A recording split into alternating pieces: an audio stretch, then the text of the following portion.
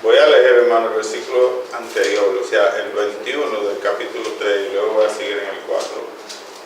Dice así la palabra del Señor: Y Jehová volvió a aparecer en Silo, porque Jehová se manifestó a Samuel en Silo por la palabra de Jehová. Y Samuel habló a todo Israel. Por aquel tiempo salió Israel a encontrar en batalla a los filisteos, y acampó junto a Ebenezer, y los filisteos acamparon en Afec. Y los filisteos presentaron la batalla a Israel, y trabándose el combate, Israel fue vencido delante de los filisteos, los cuales hirieron en batalla en el campo como a 4,000 hombres. Cuando volvió el pueblo al campamento, los ancianos de Israel dijeron: ¿Por qué nos ha herido hoy Jehová delante de los filisteos? Traigamos a nosotros de Silo el arca del pacto de Jehová, para que viniendo entre nosotros nos salve de la mano de nuestros enemigos. Y envió el pueblo a Silo, y trajeron de allá el arca del pacto de Jehová de los ejércitos, que moraba entre los querubines. Y los dos hijos de Elí, Ofni y Finés, estaban allí con el arca del pacto de Dios. Aconteció que cuando el arca del pacto de Jehová llegó al campamento, todo Israel gritó con gran júbilo, que la tierra tembló, con tan gran júbilo que la tierra tembló. Cuando los filisteos oyeron la voz de júbilo, dijeron: ¿Qué voz de gran júbilo es esta en el campamento de los hebreos? Y supieron que el arca de Jehová había sido traída al campamento. Y los filisteos tuvieron miedo, porque decían: ha venido Dios al campamento. Y dijeron: ay de nosotros, pues antes de ahora no fue así. Ay de nosotros, ¿quién nos librará de la mano de estos dioses poderosos? Estos son los dioses que hirieron a Egipto con toda plaga en el desierto. Esforzaos, oh filisteos, y sed hombres, para que no sirváis a los hebreos como ellos os han servido a vosotros. Sed hombres y pelead. Pelearon pues los filisteos, e Israel fue vencido, y huyeron cada cual a su tienda, y fue hecha muy grande mortandad, pues cayeron de Israel 30,000 hombres de a pie. Y el arca de Dios fue tomada, y muertos los dos hijos de Elí, Ofni y Finés. Y corriendo de la batalla, un hombre de Benjamín llegó el mismo día a Silo, roto sus vestidos y tierra sobre su cabeza. Cuando llegó, he aquí que Elí estaba sentado en una silla, vigilando junto al camino, porque su corazón estaba temblando por causa del arca de Dios. Llegado pues aquel hombre a la ciudad y daba las nuevas, toda la ciudad gritó. Cuando Elí oyó el estruendo de la gritería, dijo: ¿qué estruendo de alboroto es este? Y aquel hombre vino a prisa y dio la nueva a Elí. Era ya Elí de edad de 98 años, y sus ojos se habían oscurecido, de modo que no podía ver. Dijo pues aquel hombre a Elí: yo vengo de la batalla, he escapado hoy del campamento. Y Elí dijo: ¿qué ha acontecido, hijo mío? Y el mensajero respondió diciendo: Israel huyó delante de los filisteos, y también fue hecha gran mortandad en el pueblo. Y también tus dos hijos, Ofni y Finés, fueron muertos, y el arca de Dios ha sido tomada. Y aconteció que cuando él hizo mención del arca de Dios, Elí cayó hacia atrás de la silla al lado de la puerta y se desnucó y murió, porque era hombre viejo y pesaba, y había juzgado a Israel 40 años. Y su nuera, la mujer de Finés, que estaba encinta cercana al alumbramiento, oyendo el rumor que el arca de Dios había sido tomada y muertos su suegro y su marido, se inclinó y dio a luz, porque le sobrevinieron sus dolores de repente. Y al tiempo que moría, le decían las que estaban junto a ella: no tengas temor, porque has dado a luz un hijo. Mas ella no respondió ni se dio por entendida, y llamó al niño y cavó, diciendo: traspasada es la gloria de Israel por haber sido tomada el arca de Dios y por la muerte de su suegro y su marido. Digo pues: traspasada es la gloria de Israel porque ha sido tomada el arca de Dios. Amén. Un capítulo bastante largo, una lectura bastante extensa, pero quisiera que veamos algunas cosas que hay en este capítulo. Dijo un teólogo, creo que del siglo pasado, de la época de la Reforma, dijo que el corazón es una máquina de ídolos. O sea, el corazón no se para de fabricar ídolos por causa del pecado. El pecado es una enfermedad que es una enfermedad diferente a cualquier otra, por su procedencia, por el efecto que causa y también por la forma en que se puede eliminar el pecado. Es totalmente diferente a cualquier enfermedad. El pecado es una enfermedad que la heredamos de nuestros padres y es una enfermedad que no puede ser eliminada ni por sustancias naturales ni por manos humanas. Ciertamente el pecado tiene cura, pero la cura del pecado se llama Jesucristo y viene por vía del arrepentimiento, cuando nos arrepentimos. Dijo un teólogo del siglo pasado, creo que fue John Owen: mata al pecado o el pecado te matará a ti. Es una lucha constante que tenemos, una batalla constante. Nosotros los cristianos, obviamente la gente que nos identificamos como servidores de Cristo, porque obviamente que los impíos están bajo ese yugo, bajo esa autoridad, bajo ese gobierno. El pecado es su rey y obviamente que ellos, como sirven libremente en su pecado, pues entonces no tienen ese tipo de batalla. Pero nosotros que hemos sido rescatados y nos identificamos como que servimos a Dios, tenemos una lucha constante y en cada momento tenemos que procurar arrepentirnos, porque siempre hay lugar para el arrepentimiento, siempre y cuando nosotros pues entremos por esa puerta. El contexto de este capítulo, nosotros vemos en los capítulos tanto 2 como en el 3 que Elí era un sacerdote de Dios. Dios lo había llamado a servir. Su nombre es Dios es exaltado, significa su nombre Dios es exaltado. Y obviamente que Elí tenía 2 hijos.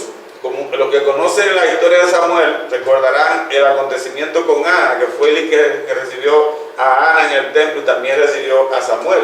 Elí tenía 2 hijos, como ustedes lo escucharon aquí, que se llamaban Ofni y Finés. ¿Qué pasa? Que estos 2 hijos eran ya los que estaban ministrando el sacerdocio, porque aunque Elí era todavía sacerdote, sin embargo ya no ministraba por su avanzada edad. Y estos 2 sacerdotes eran los que estaban ministrando en el tabernáculo donde moraba la presencia del arca y la presencia del Señor. El Señor venía y hablaba al pueblo. Pero ¿qué pasó? Bueno, estos hombres eran hombres que se habían desviado o no habían apreciado realmente el camino del Señor. No tenían en cuenta servirle a Dios y lo que estaban era pues aprovechándose y burlándose del llamado a que su padre los había llamado y que por orden le correspondía a ellos, porque eran los hijos del sacerdote, de Elí. A ellos le correspondían pues sustituirlo. Entonces, estos hombres realmente estaban pecando de una manera deliberada, de una manera perversa, y obviamente que vino un juicio sobre Elí, su familia y también sobre el pueblo. Si ustedes ven conmigo en el capítulo 2, los versículos 22 al 25, ustedes pueden ir, estábamos en el 4, dos capítulos más atrás, el capítulo 2, del versículo 22 al 25, ustedes pueden ver conmigo aquí.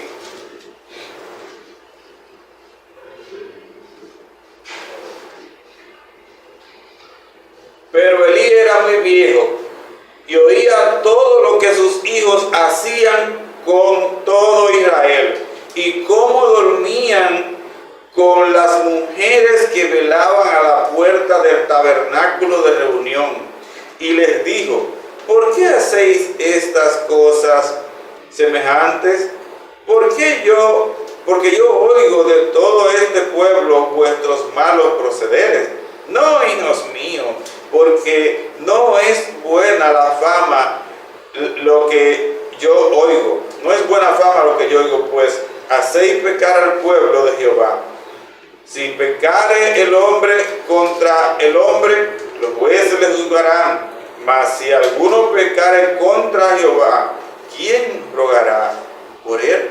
Pero ellos no oyeron la voz de su padre, porque Jehová había resuelto hacerles morir. Ciertamente, aquí vemos el pecado de estos hombres, la práctica de estos hombres, cómo ellos pecaban inescrupulosamente, sin ningún tipo de temor, tomando, viviendo con aquellas mujeres que estaban en el tabernáculo, que servían. Y vemos también aquí obviamente la soberanía de Dios. Ya Dios había determinado exterminarlo, había determinado juzgarlo, pero no podemos obviar la responsabilidad del hombre. Y a nosotros leyendo este llamado de atención que Elí le hace a sus hijos, podemos notar la tibiez de Elí en su proceder, la simpleza en hacer el juicio con aquellos hombres como debía hacerlo. Es evidente que Elí también, como vamos a ver más adelante, la ceguera espiritual lo había arropado de tal manera que ya no percibía el temor de Dios en su corazón. Y obviamente que en ese mismo sentido él procedió con sus hijos. Un consejo simple: lo que estos hombres estaban haciendo era para condenarlo, era para quitarlo del sacerdocio. Sin embargo, él simplemente se limitó a un consejo tibio. Y era tal el asunto que todo el pueblo lo sabía. No era solamente una parte, no solamente en secreto, sino que todo el pueblo sabía de este asunto. Mire cómo dijo por el versículo 23, y les dijo: ¿por qué hacéis estas cosas semejantes? ¿Por qué hacéis cosas semejantes? Porque yo oigo todo este pueblo vuestros malos procederes. O sea, eso corría. Sin embargo, él se limitó: no, hijos míos, porque no es buena fama lo que yo oigo. Esta gente había que disciplinarla inmediatamente. Esta gente había que disciplinarla antes que el juicio de Dios viniera. Sin embargo, Elí lo que se limitó fue a un consejo tibio. Ellos también habían cometido otros pecados también perversos en la administración de los sacrificios, en el servicio a los sacrificios, que no lo vamos a leer, pero está un poco más atrás, en el mismo capítulo 2, usted lo puede anotar, entre el versículo 12 y el 17, ahí habla cómo esta gente procedían cuando se ofrecían los sacrificios. O sea que ellos venían con una corriente de pecado en varias direcciones, a los ojos de Elí, a los ojos de todo el pueblo, y Elí no hacía nada. Ciertamente, cuando hay pecado, hay que juzgar ese pecado, hay que actuar para disciplinar, porque la disciplina, amados hermanos, es como un mensaje o una oportunidad que Dios da antes que venga su ira. Porque el pecado despierta ira en la persona de Dios. Cuando nosotros pecamos delante de Dios, la ira se enciende. Porque Él es santo, santo, santo. Ahora bien, Él ha puesto la disciplina como un intervalo entre su juicio, su disciplina y entre su ira y el perdón. O sea, tú tomas esa disciplina, te disciplinan, te juzgan por tu pecado, tú te arrepientes y obviamente que vas a tener en la disciplina vas a ser tratado como debe ser tratado para que tú sientas los efectos de tu pecado, las consecuencias de tu pecado, pero te va a librar de la ira de Dios. Él te está enviando con la disciplina una oportunidad para que la ira no venga sobre ti. Y a veces nosotros jugamos con esto porque nosotros tenemos seguridad de salvación. A veces jugamos con esto. Sin embargo, amados hermanos, Dios no tiene niveles de ira. Dios se aira contra el pecado. Ahora, ¿cuál es la diferencia? Que nosotros no vamos a perder la salvación, pero si no nos arrepentimos, va a haber disciplina, amados hermanos. Va a haber disciplina. La Biblia dice claramente que nosotros tenemos pecado. Y si decimos que no tenemos pecado, nos engañamos a nosotros mismos y la verdad no es de nosotros. Pero si nosotros confesamos nuestros pecados, Él es fiel y justo para perdonar nuestros pecados y librarnos de toda iniquidad, librarnos de toda maldad. Pero si nosotros no nos arrepentimos de nuestros pecados, va a haber disciplina. Va a haber disciplina. Nosotros nos pecamos diariamente, hermano. No se sabe cuántas veces al día. Es por eso que nosotros, cada vez que entramos al trono, a ese encuentro con Dios en nuestras oraciones, nosotros debemos pedir perdón por nuestro pecado. Y si nosotros no pedimos perdón, probablemente no hayamos visto la presencia de Dios. Porque al ver la presencia de Dios, al ver su majestad, nosotros quedamos expuestos porque nuestro pecado viene a la luz. Nuestro pecado viene a la luz. Es imposible que usted esté, que yo esté en la presencia del Espíritu Santo y no venga a la luz el pecado que yo cometí hace un día, hace horas, hace minutos. Va a venir. Entonces ahí hay un lugar, una oportunidad para el arrepentimiento. Pero estos varones no se arrepintieron de su pecado. Cuando el papá los amonestó tibiamente, pero tampoco ellos accedieron, sino que no se arrepintieron de sus pecados. Por lo cual, nosotros vemos esto que leíamos en el capítulo 4, como vino la ira de Dios. Ahora, en el capítulo 3, nosotros vemos cómo Dios decreta ese juicio que leímos ahí, lo decreta en el capítulo 3, que no lo vamos a leer todo para no extendernos tanto. Pero en el capítulo 3, Dios, por vía de Samuel, decreta este juicio que venía sobre Elí y sobre sus hijos. Y vamos a ver simplemente algunos puntitos. Por ejemplo, en el versículo 3 del capítulo 3 dice así: el joven Samuel ministraba a Jehová en presencia de Elí, y la palabra de Jehová escaseaba en aquellos días. No había visión con frecuencia. Y aconteció un día que, estando Elí acostado en su aposento, cuando sus ojos comenzaron a oscurecerse, de modo que no podía ver, Samuel estaba durmiendo en el templo de Jehová, donde estaba el arca de Dios. Y antes que la lámpara de Dios fuese apagada, Jehová llamó a Samuel, y él le respondió: heme. Aquí vemos que tanto Elí como Samuel están durmiendo en el tabernáculo, en habitaciones separadas. Nosotros vemos que dice la Escritura, y de ahí el título que yo le puse a este mensaje, que no lo dije ahorita, que es cuando la visión espiritual oscurece. Dice el versículo 3 que Samuel ministraba ya a Jehová, porque ya el Señor lo había escogido y él creció sirviendo en el tabernáculo.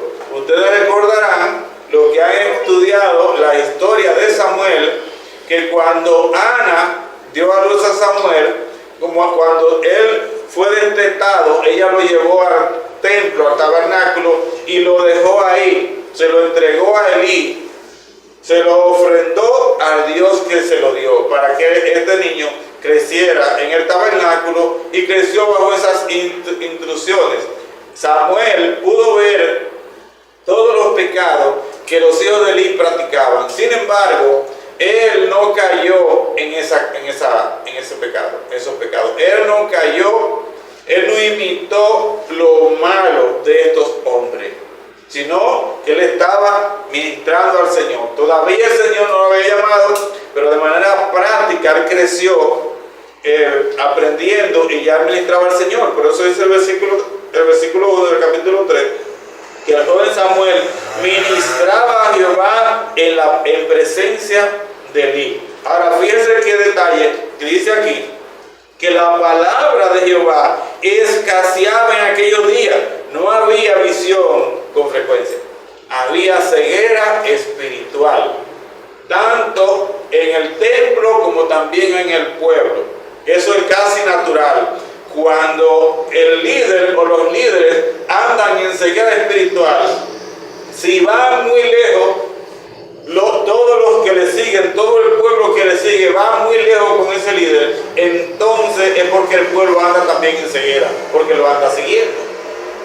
Ahora, si el pueblo no está ciego, va a hacer algo para que ese líder despierte, pero si ellos continúan siguiéndolo es porque también están ciegos. Y lo que vemos más adelante, y leíamos en el capítulo, es que ellos todos estaban ciegos. El pueblo estaba en ceguera espiritual. Pero hay algo muy importante. Dice aquí, que escaseaba la visión, o sea, no estaba totalmente oscuro, escaseaba. Y otro detalle muy importante es que dice que antes que la lámpara de Jehová se apagara, Dios llamó a Samuel. Para que usted vea la fidelidad de Dios. La fidelidad de Dios. Dice el versículo 3, Samuel estaba durmiendo en el templo de Jehová, donde estaba el arca de Dios. Y antes que la lámpara de Dios fuese apagada, Jehová llamó a Samuel y le respondió. Aquí vemos la fidelidad de Dios. Dios prometió morar en medio de su pueblo. Y déjeme decirle, hermano, desde que esa promesa le vino a Moisés, Dios jamás se ha apartado de en medio de su pueblo. Aunque hay tiempos en que ha cesado de ministrar, de hablarle al pueblo, como en la época de los 400 años de silencio entre el Viejo Testamento y el Nuevo. Sin embargo, si vemos la historia de esos acontecimientos en esos 400 años, a la luz de lo que fue revelado a Daniel, hasta la venida del Mesías, nos damos cuenta que Dios siempre estuvo ahí, aunque no habló. Porque fue su promesa. Fue su promesa. Y luego, al final, ya en el último tiempo, al inicio del tiempo postrero, entonces vino en la persona de su Hijo. Y estuvo en medio del pueblo. Y cuando su Hijo se fue, dijo que Él se iba, pero que iba a enviar otro consolador para que esté con nosotros y en nosotros. Amén. Así es que vemos que Dios siempre está presente, y aún en este momento más crítico de la historia de Israel, en esta ocasión, Dios cumplió su promesa. Antes que la lámpara se apagara, Él llamó a Samuel, quien iba entonces a ministrar al pueblo. Pero obviamente que ustedes pueden ver que Elí estaba tan mal espiritualmente que en este acontecimiento, ustedes lo podrán leer en su casa, el Señor llamó a Samuel 4 veces. Las 3 primeras veces, como Samuel era un muchacho que todavía no interactuaba con Dios, no discernía la voz de Dios, el Señor llamó a Samuel de las 4 veces, 3 veces Samuel fue donde Elí. Cuando escuchaba la voz, iba donde Elí, para ver si era que Elí lo estaba llamando. Pero Elí discernía que era Dios que estaba llamando a Samuel. Él no pudo ver en el desarrollo, antes que sus ojos se oscurecieran, en el desarrollo de la vida de Samuel, él no pudo discernir el comportamiento de este joven. No pudo ver el testimonio de este joven. No pudo ver la integridad con que se manejó este joven, de tal manera que ahora pudiera discernir, no, eso es el Señor que lo está llamando. Y ya a la tercera vez que Samuel va, entonces que despierta y dice, mira, si vuelves a oír la voz, dile, heme aquí, habla Jehová que tu siervo oye. Y obviamente que ahí entonces el Señor volvió a llamar a Samuel por cuarta vez y Samuel le respondió, y entonces el Señor le contó lo que iba a pasar con Elí y su casa. O sea que el juicio fue un juicio anticipado, hubo lugar para el arrepentimiento, pero lamentablemente, Elí no procedió de una manera correcta. Yo quiero que ustedes vean el versículo 9 nada más de este capítulo 3. Miren eso. Cuando Samuel le dice a él, no, el versículo 9, es el 19, perdón, el 19. Después que Samuel le dice, porque cuando el Señor le dijo a Samuel el juicio que venía, él llamó a Samuel y le dijo, mira, dime la palabra que Jehová te habló. No me la niegues, no me niegues nada. Y Samuel se lo dijo, porque él le juró, así te haga Jehová y aún te añada si no me dices. Entonces Samuel le dijo lo que iba a pasar y mire la respuesta de él en el versículo 19. El 18, perdón. Y Samuel le manifestó todo sin encubrirle nada. Entonces dijo, eso fue Elí que respondió. Entonces dijo, Jehová es, haga lo que bien le parezca, pues le pareciere. Fíjese la respuesta. Esas son respuestas que evidencian ceguera espiritual, porque sabemos que Dios es soberano, pero Dios ha dado la oportunidad para el arrepentimiento. Cuando el decreto te llega del juicio, tú tienes que aprovechar para arrepentirte. Tú tienes un Dios que es misericordioso y clemente, lento para la ira y grande en misericordia de verdad. Entonces cuando llega el decreto de que tú estás mal, tú estás en mal condición, no digas, esto me va a pasar como quiera. No podemos entrar en el fatalismo. Yo no puedo evitar la voluntad de Dios. No podemos entrar en ese fatalismo. Corre al arrepentimiento. Corramos al arrepentimiento. Cuando el Señor nos habla por medio de su palabra, cuando el Señor nos habla en una predicación, en un tiempo de oración, en una meditación, a través de un predicador, cuando nos habla y vemos nuestra condición, corramos, porque es el lugar para arrepentirnos. Hermano, el juicio viene detrás. La disciplina viene detrás de la advertencia. Si nosotros no actuamos, vamos a recibir entonces la disciplina. Y eso le faltó a Elí. Elí debió ahí arrodillarse, pedir perdón al Señor, reconocer su pecado. Como Dios, tanto tiempo que hace que no me habla. Mira, ya le habían advertido del juicio a través de un profeta en el mismo capítulo 2. El Señor le advirtió de ese juicio, le recordó cómo Él lo llamó al sacerdocio y ahora Él dejaba que sus hijos anduvieran en estos pecados. Era un momento para arrepentirse y reconocer ese pecado. Mira cómo Dios ahora me ha hablado a través de este joven. Entonces es un momento para yo arrepentirme. Pero Elí no aprovechó esa ocasión. Él simplemente se resignó. Y Jehová es que haga lo que bien le pareciere. Obviamente, el juicio del Señor vino detrás. Y como veíamos en el capítulo 4, vemos claramente, vamos a leer también unos versículos de ese capítulo, para que podamos ver que el pueblo también estaba ciego. Dice el versículo 4, el capítulo 1 del versículo 4, vamos a leer del 1 al 4. Y Samuel habló a todo Israel. Por aquel tiempo salió Israel a encontrar en batalla a los filisteos y acampó junto a Ebenezer, y los filisteos acamparon en Afec.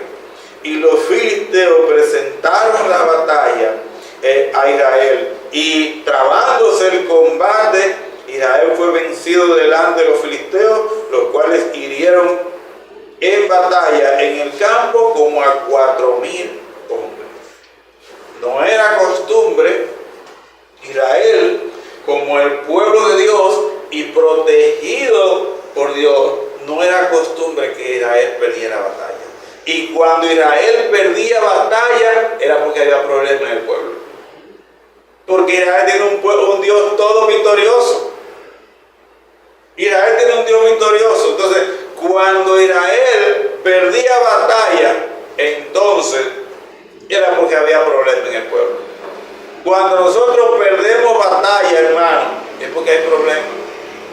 Tenemos que acudir al Señor. Puede ser que nosotros estemos atravesando ciertas circunstancias, y eso no significa que la batalla está perdida. A lo mejor nosotros nos estamos adelantando a los resultados, queremos ver los resultados antes del tiempo, pero eso no significa que la batalla se ha perdido. Ahora, cuando la batalla se pierde, cuando caemos, es porque hay problemas. Porque en nuestro Señor, Él no va junto con el pecado. Si no tomamos medidas, vamos a sufrir las consecuencias. Entonces vemos que aquí este pueblo enfrenta a los filisteos, pero ¿qué pasa? Que los filisteos los vencen y eran 4,000 hombres, 4,000 muertos en la primera batalla. Entonces hay una interrogante. Como ellos saben que Israel siempre gana su batalla, se empiezan a preguntar, ¿qué está pasando? Dice el versículo 3 que cuando volvió el pueblo al campamento, los ancianos de Israel dijeron: ¿por qué nos ha herido Jehová delante de los filisteos? Pero hay que ver un pueblo ciego, un pueblo que no puede discernir, decir: espérate, hay problemas. El Señor permitió que fuéramos heridos, que perdiéramos esta batalla, pues entonces hay problemas. No, como ellos están ciegos espiritualmente, ellos lo que se están preguntando: ¿por qué nos ha herido? Y entendieron que fue porque el arca no fue con ellos. Como ellos fueron sin el arca del pacto, bueno, pues entendieron que a lo mejor por eso habrían perdido. El ciego tiene que ser guiado por otro a la luz, porque por sí mismo él no va a ver. El ciego espiritual no va a ver por sí mismo. Dios tiene que abrirle los ojos a través de alguien de alguna manera. Entonces ellos, en vez de reconocer esto, pues lo que hicieron fue: bueno, pues traigamos el arca, busquemos el arca y vayamos con el arca. Dice el versículo 4: y envió el pueblo a Silo, y trajeron de allá el arca del pacto de Jehová de los ejércitos, que moraba entre los querubines. Y los dos hijos, y ahí estaban los dos hijos de Eli, Ofni y Fines, estaban allí con el arca del pacto de Dios. Y esto causó una alegría tan grande, una emoción tan grande, que dice que cuando el arca del pacto llegó al campamento, todo Israel gritó a gran júbilo, que la tierra tembló. O sea, en esa zona parece que hicieron un movimiento tan grande que los filisteos empezaron a temblar.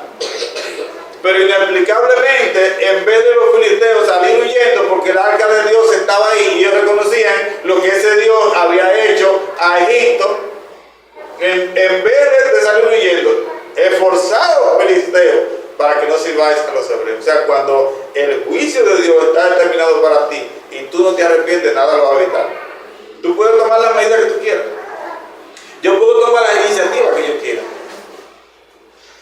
Yo puedo tomar la iniciativa que yo quiera, y oiga, eso no lo va a evitar. La catástrofe va a venir. Nosotros en estos tiempos, nosotros acostumbramos, cuando tenemos pecado, cuando hay situaciones de pecado, nos vamos en ayuno y cogemos tantos días de ayuno. Me voy para un monte y paso qué sé yo cuántos días orando por allá, pero no pido perdón. Cuando ofendo a alguien, cuando maltrato a mi esposa, maltrato a mis hijos, maltrato a un hermano, me retiro por allá.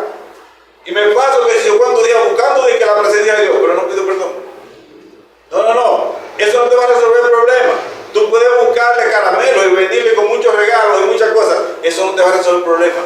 te va a venir la disciplina, porque tú estás rehuyendo al arrepentimiento. Tú tienes que arrepentirte, tú tienes que reconocer que tú estás mal. Yo tengo que ver mi corazón y tengo que ver mi pecado y confesarlo. Porque es ahí que somos perdonados. Pero este pueblo no pudo ver eso porque ellos estaban ciegos. Ellos buscaron alternativas. No, espérate, esta derrota vino porque el arca no estaba con nosotros. Vamos a buscar el arca. Mira, ellos no podían discernir que la presencia de Dios no era el arca. Y eso es lo que muchos han pensado, que la presencia de Dios era el arca. Por eso todavía hay gente que la están buscando. Israel la está buscando todavía, porque creen que la presencia de Dios es el arca, ese instrumento de madera y de oro. No, es un símbolo. Es un símbolo. Por eso nosotros vemos que cuando se construyó el segundo templo, ese templo se construyó sin arca. Porque ya el arca después que fue construido el templo con Nabucodonosor, con la invasión de Jerusalén, el arca desapareció, la destruyeron, no se sabe qué pasó, nadie sabe, hay conjetura. Por ahí la tradición dice algunas cosas, pero no hay nada certero con respecto al arca. Pero nosotros vemos que la presencia de Dios estuvo después, cuando ese templo fue reedificado, Él prometió su presencia y estuvo ahí hasta después, en tiempo de Zacarías, fue que la presencia de Dios se fue y abandonó el templo. Pero no, ya el arca no estaba. Entonces la presencia de Dios no era el arca. Él mandó a hacer el instrumento como un símbolo. Pero cuando Él no llegaba, no importa, el arca no podía resolver ningún problema. Pero ellos no entendían estas cosas. Entonces ellos se llevaron el arca porque entendían que iban a ganar la batalla. Tomaron otro tipo de iniciativa para enfrentar el problema. Tomaron otras resoluciones, pero no el arrepentimiento. Y como nosotros leímos, obviamente, no hubo un resultado a favor. No hubo un resultado a favor porque no se hizo lo que tenía que hacerse. No hubo un arrepentimiento, no hubo una confesión de pecado. Entonces, obviamente, que el juicio era inevitable. Dice el versículo 10. Pelearon pues los filisteos e Israel fue vencido. Pelearon pues los filisteos e Israel fue vencido y huyeron cada cual a su tienda y fue hecha muy grande mortandad. Pues cayeron de Israel 30,000 hombres de a pie y el arca de Dios fue tomada y muertos los dos hijos de Elí, Ofni y Finés. Los dos murieron, como el Señor había profetizado. Los iba a cortar. Usted lo puede leer en el capítulo 2. El Señor dijo que los iba a cortar la casa de Elí por su pecado. La consecuencia de ese pecado era que ellos no solamente iban a cesar del sacerdocio la casa de Elí, sino también de la vida. La descendencia de Elí también iba a perecer por causa no solamente del pecado, sino de no haber arrepentimiento. Porque nosotros no recibimos la ira de Dios como consecuencia de nuestros pecados. No la recibimos porque tenemos el arrepentimiento. Tenemos un lugar para arrepentimiento. Tenemos la puerta abierta que podemos entrar. Y somos perdonados. Sí viene una disciplina, pero esa ira que se enciende en el Señor a causa de su santidad por el pecado de nosotros, esa ira no nos cae. No nos cae. Por eso dice la palabra que nosotros que hemos sido justificados pues por la fe tenemos paz para con Dios. O sea, ya Dios, esa ira que se encendía, hay algo en medio de nosotros y esa ira que la quita, que se llama Jesucristo. Aunque sí hay disciplina, viene disciplina de parte de Dios, pero ya hay una ira para destruirnos, porque Cristo llevó nuestros pecados, Cristo cargó nuestras culpas. Ahora, nosotros para ser santificados, cuando pecamos, pues somos disciplinados. Pero este pueblo, lamentablemente, en esta ocasión, no pudo evitar eso porque no se arrepintió de su pecado, no reconoció su mal. Y como nosotros vimos, no solamente los hijos de Elí murieron, sino que fue tomada el arca. El arca fue llevada por los filisteos. Y obviamente que este fue el golpe mayor que le vino a Elí. Esto lo acabó de matar. Dice el versículo 18, y aconteció que cuando él hizo mención del arca, o sea, el hombre, el mensajero, Elí cayó hacia atrás de la silla al lado de la puerta y se desnucó y murió, porque era hombre viejo y pesado y había juzgado a Israel 40 años. Aquí vemos que cuando él escuchó que se habían llevado el arca, bueno, lo perdimos todo. Perdió Israel todo. ¿Por qué? Porque sus ojos estaban puestos en ese instrumento. Sus ojos no estaban puestos en Dios. Sus ojos estaban puestos en ese instrumento. Entonces no podían ver. Su esperanza estaba en aquel artefacto, en aquella caja de madera. No estaba en el Señor. Por eso, cuando él escuchó la noticia que se habían llevado el arca, cayó para atrás y se desnucó. Sin embargo, nosotros podemos, hermanos. Y en aquel tiempo se podía disfrutar de la presencia del Señor sin tener que llegar a ese artefacto. Nosotros leemos en el Viejo Testamento, en el libro de los Salmos, cuando el rey David llegó a decir, en tu presencia hay delicias para siempre. A tu diestra hay delicias para siempre. Pero ese rey David nunca entró al lugar santísimo, porque solamente podía entrar sumo sacerdote. Pero de ningún sacerdote se dice esto. De eso que se dice de David no se dice de ningún sacerdote. Parece ser que muchos de ellos no podían encontrar en sí donde estaba la presencia de Dios, si no era a través del arca. No podían verla y disfrutarla si no era a través del arca. Sin embargo, David, que no podía entrar a donde estaba el arca, encontró delicias en la presencia del Señor, a la diestra del Señor. ¿Por qué? Porque pudo ver más allá de ese artefacto. Pero este pueblo estaba ciego y Elí había caído en ceguera espiritual. Por eso le impactó tanto el que el arca, ahora que era la gloria de Israel, había caído en manos de los filisteos. Es lo que dice la joven cuando ella murió, cuando ella recibió la noticia, la esposa de Finés, cuando recibió la noticia de que el arca había sido tomada.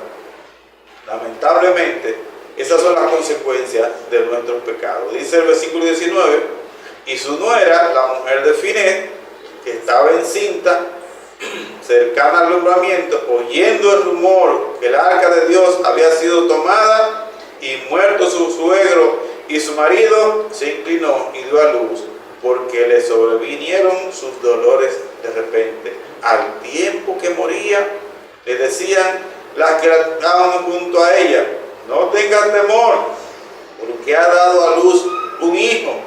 Mas ella no respondió ni se dio por entendida, y llamó al niño y cavó, diciendo, traspasada es la gloria de Israel.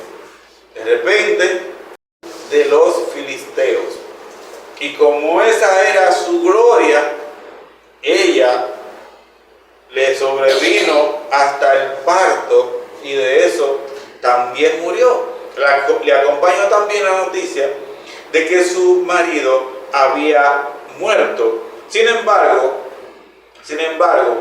el punto, la noticia que más le impactó a ella y la llevó a la muerte fue que el arca había sido traspasada. Lo vemos en el versículo 22. Dijo pues, traspasada es la gloria de Israel, porque ha sido tomada el arca de Dios. Eso es lo que significa ahí la palabra Icabod. Traspasada es la gloria o sin gloria. Se quedaron sin gloria. Sin embargo, a pesar de nosotros vemos lo que conocemos un poco de esta historia, nosotros vemos que el arca se quedó con los filisteos, luego pasaron a otras tierras y hicieron muchísimas cosas por allá. Pero Dios estuvo siempre con el pueblo, como fue su promesa. Dios siguió ahí ministrando con Samuel, a través de Samuel ministrando al pueblo. Mientras el arca estaba por allá haciendo y deshaciendo también el Señor, causándole muchos efectos a aquellos que la tomaban. Sin embargo, su presencia nunca se apartó del pueblo, porque esa fue su promesa. Y qué bueno, hermano, que nosotros podemos contar con un Dios que es fiel. Un Dios que nos ha prometido que está con nosotros todos los días hasta el fin del mundo. Y Él no solamente nos está guardando, nos está acompañando, nos está librando, también nos está abriendo el camino hacia el perdón, nos abre el camino hacia la restauración. Él nos guía al arrepentimiento. Es un Dios bondadoso que se ha comprometido con su pueblo, y sus redimidos, los que han sido redimidos del poder del enemigo, pueden tener esa seguridad de que no están solos. Pueden venir circunstancias que nos puedan hacer creer que estamos solos en esta batalla, pero Él es fiel, Él permanece fiel porque Él no cambia. Él está con nosotros todos los días hasta el fin del mundo y está para guiarnos al arrepentimiento. Una evidencia clara de un cristiano verdadero es que se arrepiente, es que lucha con su pecado y lo lleva a los pies de Cristo, lo lleva a la cruz. Es que señala su pecado por nombre delante de Dios en su presencia. Es que saca tiempo para estar con Dios y señalarle: mira este pecado, mira, Señor, esta situación. O sea, punto por punto, detalle por detalle, para ir siendo sanado, punto por punto, área por área de su vida. ¿Por qué? Él ha identificado la presencia de Dios en su vida y Él quiere más de eso. Y Él reconoce que el pecado se interpone.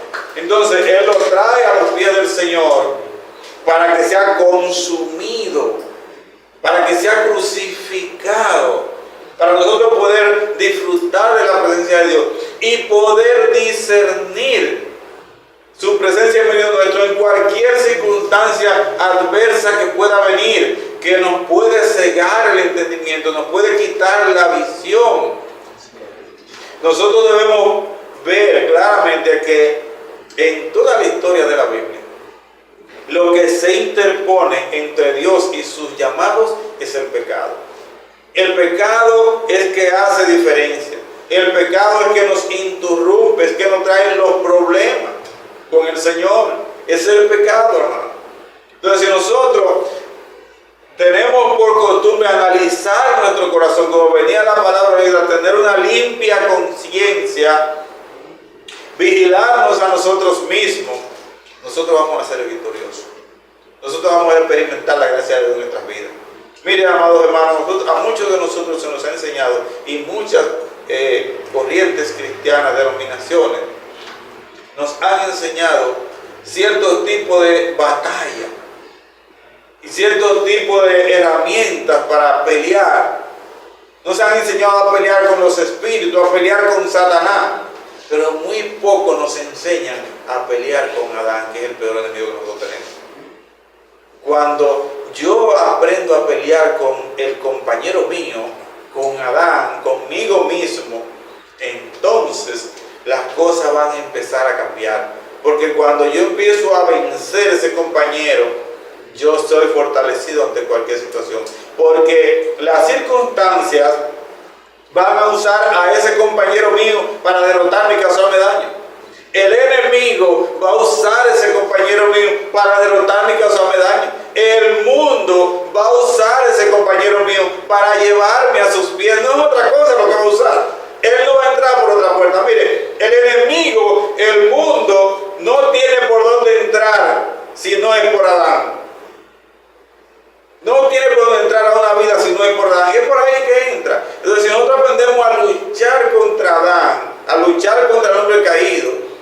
como dijo un pastor que nosotros conocemos, hablarnos más a nosotros mismos. Hablamos mucho de aquello, de lo que pasa allá, de lo que pasa acá, pero de nosotros no hablamos. Tenemos que aprender a hablarnos de nosotros, porque hay un hombre ahí que no se calla. Hay una naturaleza caída que no se calla. Siempre está procurando conversaciones, siempre está planteando situaciones, invitándonos a compartir con él. Entonces, si nosotros aprendemos a hablarnos, a vigilarnos a nosotros, las puertas van a estar cerradas y las almas van a estar empuñadas en posición de batalla, y cualquier tentación, ya sea del mundo, ya sea del enemigo, él mismo, tú vas a decir no, escrito está, como dijo el Señor. Así que, amados hermanos, nosotros tenemos lo mejor, como dice las Escrituras. Así dice la Escritura en Primera de Pedro. A nosotros se nos dieron mejores cosas para que nosotros podamos disfrutarla, para que podamos vivirla, que podamos entender que nuestra lucha mayor es contra el pecado.